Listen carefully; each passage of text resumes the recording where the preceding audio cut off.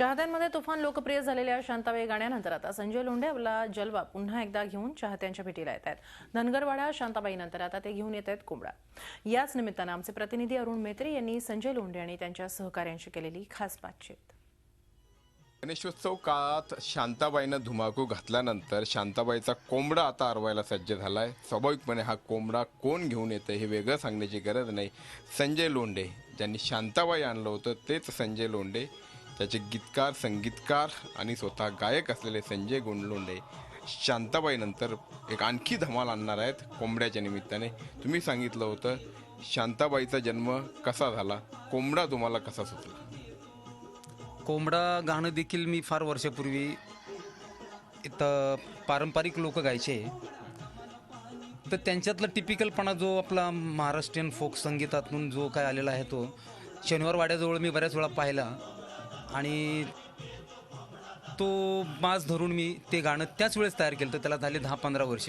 बऱ्याच वर्षापासून इथं आम्ही ह्या स्टुडिओला ते गाणं मी सहज गुणगुणायचो। हेही देखील गाणं पहिल्यांदा जरी गाणं ऐकलं तरी ठेका धरायला लावतात। हे कसं काय जमतंय? म्हणजे कारण आम्ही आत्ता पहिल्यांदा ऐकलं आणि सगळ्यांच्या मानावर डोलायला लागल्या। हे काय कौशल्य?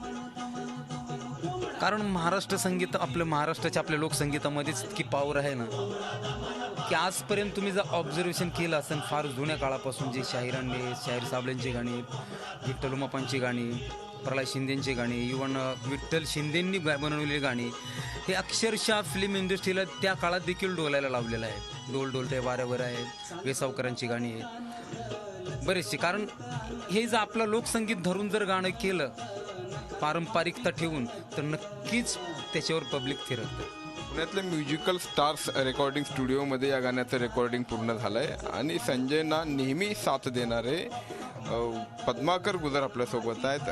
तुम्हाला काय वाटतं, ज्या पद्धतीनं आधीच्या गाण्यांनी मजा आणली तसंच हे गाणं देखील जमलंय? हो, हे गाणं तसंच आहे आणि मला वाटतं की आता संजयची खूप वर्षापासून इच्छा होती की हे गाणं करायचं आहे। तर पूर्वी आम्ही जुन्या स्टुडिओमध्ये ज्यावेळेस काम करायचो त्यावेळेस त्याने आम्ही हे असं काम चालू असताना नेहमी ते गुणगुणायचं गाणं, पण इच्छा असून त्यावेळेस ते करू शकलं नाही। पण आता त्याचं स्वप्न साकार होतं, यात मला खूप आनंद होतो आहे। तुम्ही काय सांगाल संजयच्या कोंबड्याविषयी?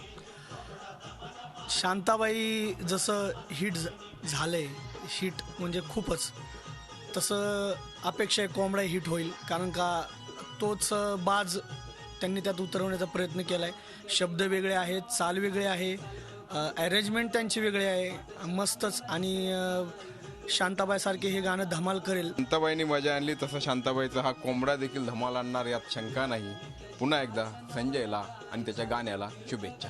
व्हिडिओ जर्नलिस्ट कांबळेसह Arun Mehetre, Zee media, Pune. Zee 24 तास रहा एक पाऊल पुढे।